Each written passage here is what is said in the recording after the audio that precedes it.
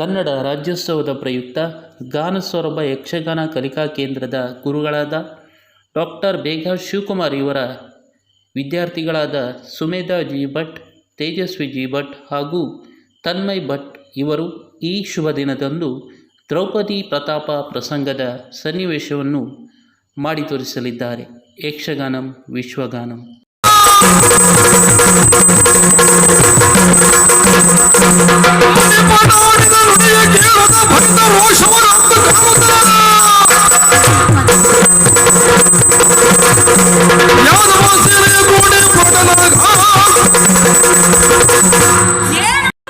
ಹೇಳಿದ ಮಾತು ನನ್ನ ತಂಗಿಯಾದ ಸುಭದ್ರೆಯು ದ್ರೌಪದಿಯಿಂದ ಪರಾಜಿತಳಾಗಿ ಅಳುತ್ತಾ ಇದ್ದಾಳೆ ಎನ್ನುವುದಾಗಿ ತವರಿನವರಾದ ನಾವು ಅವಳನ್ನು ಬೆಂಬಲಿಸಬೇಕಲ್ಲ.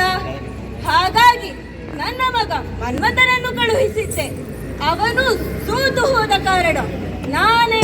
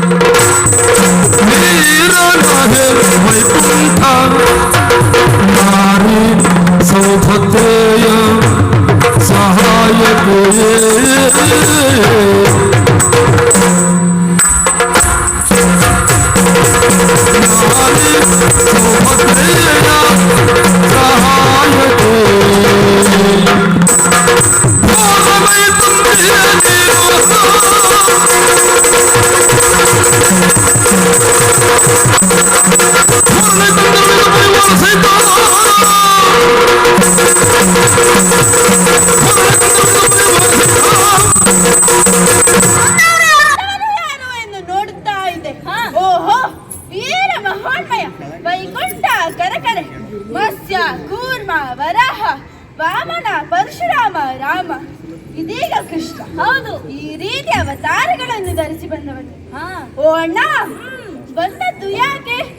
ಯಾಕಾಗಿ ಬಂದೆ? ನಿನ್ನ ತಂಗಿಯ ಸಹಾಯಕ್ಕಾಗಿ ಬಂದೆಯಾ? ಹೌದು ಅಂದುಕೊಂಡೆ. ಬಂದರೆ ನೀನೇ ಬರಬೇಕು ಎಂದು ಗೊತ್ತಿತ್ತು. ಇದು ಪರಿವಾರವೆಲ್ಲ ಸೇರಿಕೊಂಡು ಇಲ್ಲಿಯವರೆಗೆ ಬಂದೆ ಅಲ್ಲ. ಇದು ನಿನಗೆ ಬೇಡವಿತ್ತು. ಇದು ಮನೆಯ ಜಗಳ, ನಾವೇ ನೋಡಿಕೊಳ್ಳುತ್ತಿದ್ದೆವು. ಬಂದದ್ದು ಯಾಕೆ? ಒಳ್ಳೆಯ ಮಾತಿನಿಂದ ಹಿಂತಿರುಗಿ ಹೋಗದಿದ್ದರೆ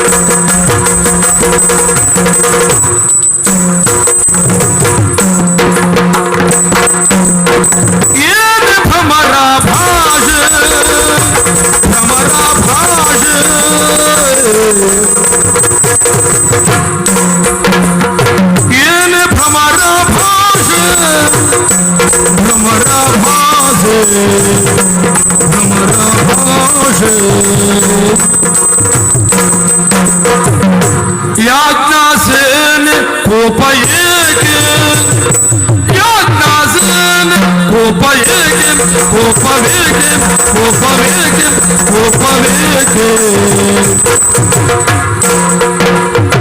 मानवुल्ल ಸತಿಯರಿಗೆ ನಿಧಾನವಲ್ಲ ಜೋಕೆ ಮಾನವುಳ್ಳ ಸತಿಯರಿಗೆ ನಿಧಾನವಲ್ಲ ಜೋಕೆ ನಿಧಾನವಲ್ಲ ಜೋಕೆ ನಿಧಾನವಲ್ಲ ಜೋಕೆ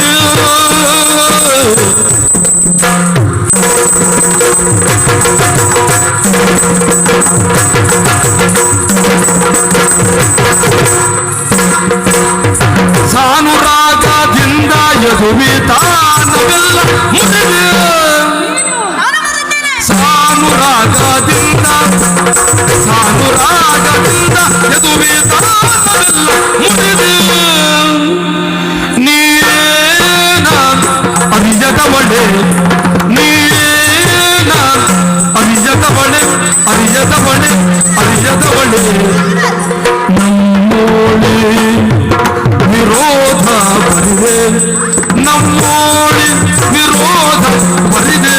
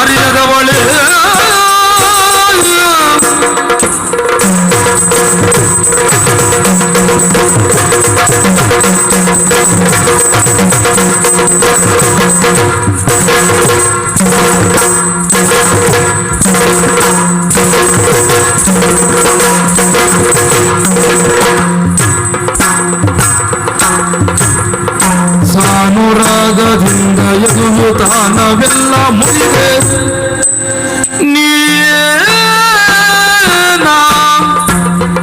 ಅರಿಯದವಳ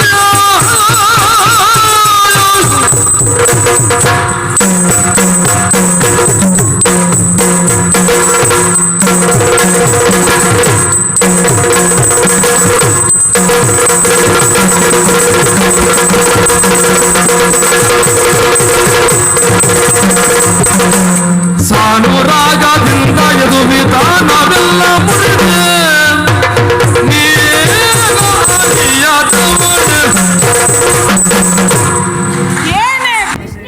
ಹೌದಣ್ಣ, ಸುಭದ್ರೆ ನಿನ್ನ ತಂಗಿಯಾದರೂ ಕೃಷ್ಣನ ತಂಗಿ ಕೃಷ್ಣೆ ಎಂದು ಕರೆಸಿಕೊಳ್ಳುವವಳು ನಾನು ಮಾತ್ರವಲ್ಲ ಅಣ್ಣ. ಹೌದಪ್ಪ, ಭ್ರಮರ ಭಾಷೆ ಯಜ್ಞ ಸೇನೆ ಯಾಕೆ ಹೀಗೆ ಕರೆದೆ ಬಲ್ಲೆಯಾ? ಯಾಕೆ?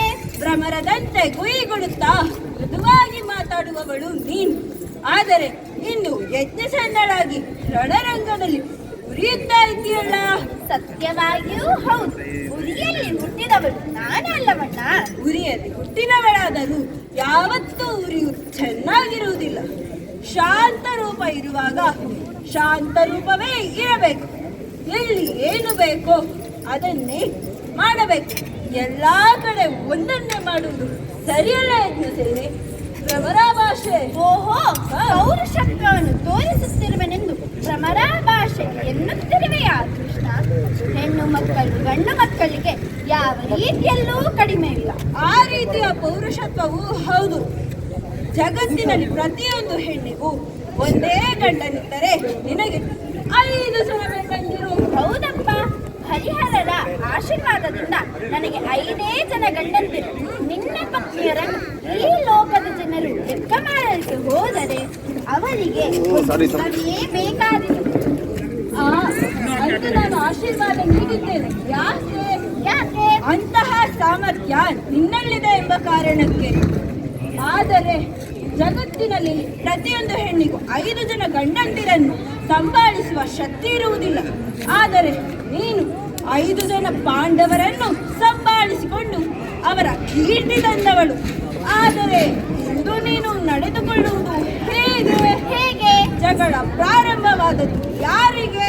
ಭೀಮ ಮತ್ತು ಅರ್ಜುನರಿಗೆ ಯಾರು ಸಾಮರ್ಥ್ಯರು ಎಂಬ ಕಾರಣಕ್ಕಾಗಿ ಅಣ್ಣ. ಅವರಿಗೆ ಅಂದೇ ನಾನು ಕುರುಕ್ಷೇತ್ರಕ್ಕೆ ಕರೆದುಕೊಂಡು ಹೋಗಿ ತೀರ್ಮಾನ ಕೊಡಿಸಿದೆ. ಅಲ್ಲಿಯೇ ಇತ್ಯರ್ಥವಾಗಬೇಕಿತ್ತು. ಆದರೂ ಮುಂದುವರೆಸಿಕೊಂಡು ಬಂದಿದ್ದಾರೆ. ನಾನು ಈ ಸಮಯದಲ್ಲಿ ಭೀಮನ ಪತ್ನಿ ಆದ್ದರಿಂದ ನಾನು ಭೀಮನ ಪರವಾಗಿ ಬಂದಿದ್ದೇನೆ ಅಣ್ಣ. ಆದ ಕಾರಣದಿಂದಲೇ ನೀನು ನನ್ನ ತಂಗಿಗೆ ನೋವುಂಟು ಮಾಡಿದ್ದೀಯಾ? ನಾನು ಅವಳನ್ನು ಕಳುಹಿಸುವಾಗಲೇ ಹೇಳಿದ್ದೆ, ಹೆಣ್ಣು ಮಕ್ಕಳು ಬಂದರು ಅಂತ ಆದರೆ ಜಗಳ ಎಂಬುದು ಬೀದಿಗೆ ಬಂತು ಎಂದು ತಿಳಿ ಎಂದಿದ್ದೆ. ಅಂದರೆ ನೀನು ಹೆಣ್ಣು ಎಂಬುದನ್ನು ಮರೆತು ಹೇಳಿದೀಯಾ? ನಾನು ಗಂಡಿನೊಂದಿಗೆ ಜಗಳ ಮಾಡುತ್ತಿದ್ದರು. ನಾನು ಯಾರನ್ನೂ ಕರೆಸಲಿಲ್ಲ, ನಾನು ಪಳೆ ಮಾಡುತ್ತಿದ್ದರು. ಹ. ಆದರೆ ಹೆಣ್ಣಿಗೆ ನೋವಾದರೆ ಮೊದಲು ಬರುವುದು ಅವಳ ತವರಿನವರೇ ಎಂಬುದನ್ನು ಮರೆತು ಹೇಳಿದೀಯಾ ನೀನು? ಅಣ್ಣ, ಸುಭದ್ರೆಯ ತವರಿನವರು ಎನ್ನುವುದಕ್ಕಿಂತಲೂ ನನಗೆ ನೋವಾದಾಗಲೂ ನೀನೇ ಬಂದದ್ದು. ಅದು ಸಭಾಂಗಣದಲ್ಲಿ ಅಕ್ಷಯಾಂಬರ ಬಳಿ ಕಾಪಾಡಿದವನು. ಅಣ್ಣವಿಲ್ಲದ ಸಂದರ್ಭದಲ್ಲಿ ಅಕ್ಷಯ ಪಾತ್ರೆಯನ್ನು ಕೊಟ್ಟವನು.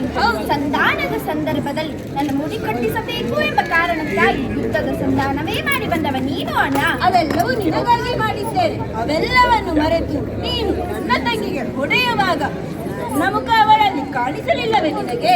ಅದು ಕಾಣಿಸಲಿಲ್ಲ ಅಣ್ಣ ನನಗೆ. ಅವಳು ಪ್ರಾಮಾಣಿಕವಾಗಿ ಬಂದು ಹೇಳಿದರೆ ನಾನು ಒಪ್ಪಿಕೊಳ್ಳುತ್ತೇನೆ. ಅವಳು ಅಹಂಕಾರದ ಮಾತುಗಳನ್ನೇ ಆಡಿದರಿಂದ ನಾನು ಅವಳಿಗೆ ಹೊಡೆದೆ. ಅದಕ್ಕಾಗಿಯೇ ನಾನು ಯುದ್ಧಕ್ಕೆ ಬಂದೆ. ನಿನ್ನೊಟ್ಟಿಗೆ ಯುದ್ಧ ಬೇಡ ಅಣ್ಣ. ನಿನಗೆ ಬೇಡ, ಆದರೆ ನನಗೆ ಬೇಕು. ಬಾ ಯುದ್ಧಕ್ಕೆ, ಬಾರೆ.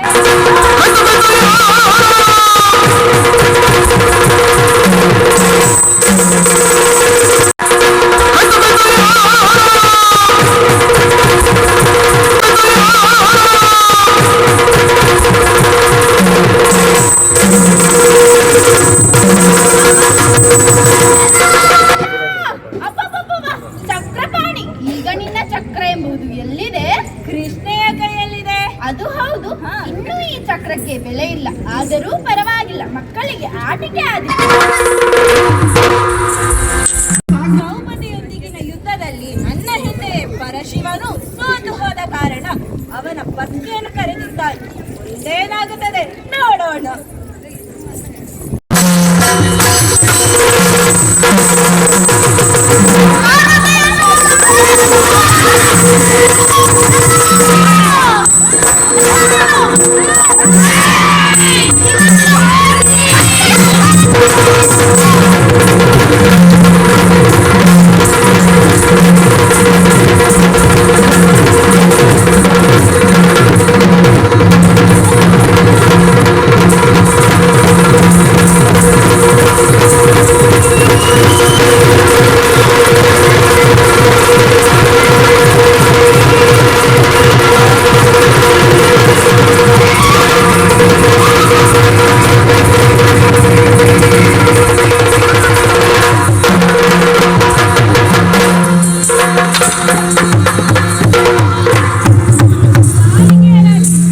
ಹೋರಾಡುತ್ತಿದ್ದಾರೆ.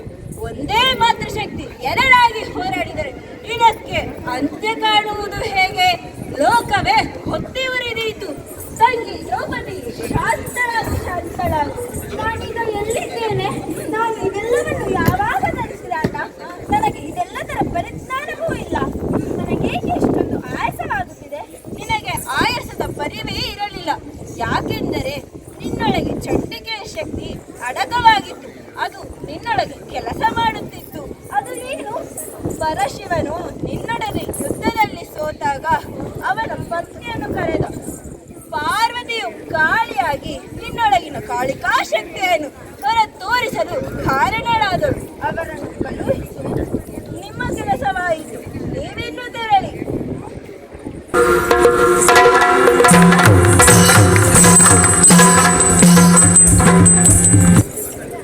ಪಾರ್ವತಿಯ ಶಕ್ತಿ ನನ್ನೊಳಗಿತ್ತೆ.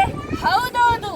ಆ ಪ್ರಭಾವದಿಂದಲೇ ನೀನಿಂದು ಎಲ್ಲರನ್ನೂ ಗೆಲ್ಲುತ್ತಾ ನಿನ್ನ ಪ್ರತಾಪವನ್ನು ಮುಂದುವರೆಸಿಕೊಂಡು ಬಂದಿದ್ದೀಯ.